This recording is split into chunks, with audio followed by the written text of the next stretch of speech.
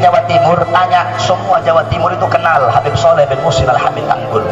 Beliau terkenal doanya lebih cepat dari kilat. Nah, satu waktu beliau diundang oleh pemerintahan Saudi. Ketika itu pemerintahan Saudi mengundang beliau, diundang. Nah, ini ada keterkaitan.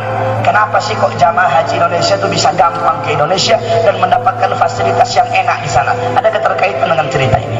Nah, Habib Soleh bin Muhsin Al-Hamid Tanggul, beliau pergi. Ketika itu Raja Saudi itu punya anak. Anaknya Raja Saudi itu, mohon maaf, tidak punya kemaluan belakang, tidak punya dubur. Jadi kalau buang air besar, buang air kecil, jadi tidak punya kemaluan dia. Dari kecil cacat. Jadi kalau buang air kecil, buang air besar, dilubangin dari sini. Sakit cacat dari kecil dia. Nah, berobat ke dokter kemana-mana. Ketika itu teknologi nggak kayak sekarang. Ketika itu berobat kemana-mana tidak bisa sembuh. Datang diundang Habib Soleh atas wasilah Habib Alwi Al-Maliki. Ketika itu mufti di Makkah. Kata Habib Alwi, Raja udah undang Habib Soleh dari Pulau Jawa. Insya Allah kalau beliau doakan langsung sembuh. Pergi Habib Soleh datang. Ketika Habib Soleh datang, Raja bikin jamuan luar biasa. Ketika itu anaknya Raja lagi duduk di situ. Datang Habib Soleh dikawal. Habib Soleh datang. Ketika itu dari semua orang yang hadir cuma satu orang yang dipukul sama Habib Soleh. Siapa yang dipukul? Anaknya Raja. Dipukul sama Habib Soleh dari belakang. Khair itu, khair. Habib Soleh gak tahu kalau itu anaknya Raja. Pergi Habib Soleh berjumpa dengan Habib Alwi. Ayo Habib Alwi, kita pergi ke rumah ente saja. Nggak usah di kerajaan, hawanya panas saya kalau di sini. Banyak setan, banyak iblisnya di sini. Ayo pergi.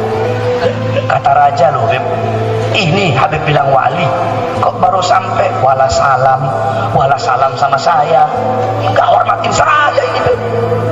Udah Habib Soleh emang begini, khawarigil ada, beliau emang agak lain. Akhirnya tiba-tiba terdengar suara teriakan. Allahu Akbar, Allahu Akbar. Siapa? Anaknya Raja teriak-teriak. Apa dia bilang? Abah, lubang saya sudah ketutup. Dan ternyata dengan izin Allah saya punya kemaluan depan itu keluar, dan kemaluan depan keluar, kemaluan belakang keluar. Kok bisa begini? Aneh ini. Tadi ininya saya, pinggangnya saya lubang, ada lubang, buang air besar, buang air kecil di sini, tapi tiba-tiba ketutup, dan kemaluan belakang dubur saya dan kubur saya keluar. Tadi ada yang nepuk saya itu, Habib Saleh nepuk saya. Baru Raja tahu akan keramat Habib Saleh. Akhirnya apa kata Raja? Habib, luar biasa, keramatnya luar biasa, anak saya sembuh. Sekarang Habib, saya punya anak perempuan. Saya punya anak perempuan. Kalau Habib mau, saya nikahkan Habib dengan anak perempuan saya, dan saya kasih Habib kedudukan di sini. Apa jawaban seorang ulama? Apa jawaban seorang aulia? Apa jawaban beliau? Oh maaf, tidak. Di rumah saya punya istri Syarifah lagi nunggu. Jadi kalau laki-laki itu Habib, perempuannya Syarifah. Saya punya Syarifah nunggu di rumah. Tidak tergiur saya, kata Habib Saleh. Akhirnya kata Raja lagi, Habib, saya kasih Habib uang emas 1 peti. Apa kata Habib Saleh? Raja, saya lebih kaya dari kamu. Kalau perlu saya yang kasih kamu.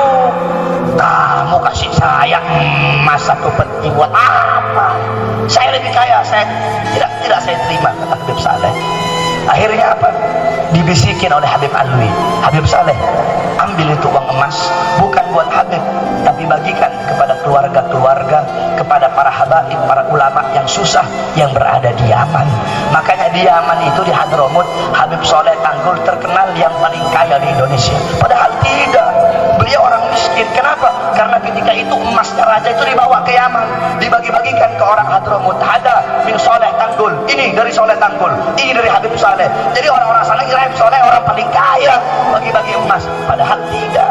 Akhirnya apa? Kata Habib Saleh, cuma satu yang saya minta, kalau ada jamaah haji datang dari Indonesia, pengen melakukan kewajibannya, pengen menyempurnakan rukun Islamnya, tolong perlakukan mereka dengan baik.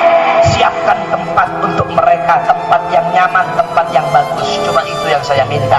Saya tidak butuh harta, tidak butuh wanita, tidak butuh pangkat. Saya cuma minta itu. Lihat, itu ulama.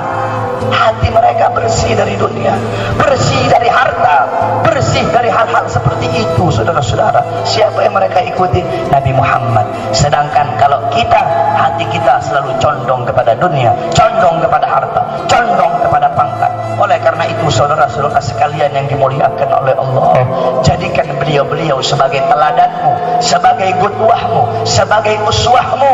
Man tashabbaha biqaumin fahuwa minhum. Barang siapa yang mengikuti suatu kaum, maka dia sama dengan kaum tersebut. Kalau engkau mengikuti para ulama, mengikuti para orang-orang soleh, beliau-beliau dimuliakan oleh Allah, engkau pun akan dimuliakan oleh Allah Subhanahu wa ta'ala.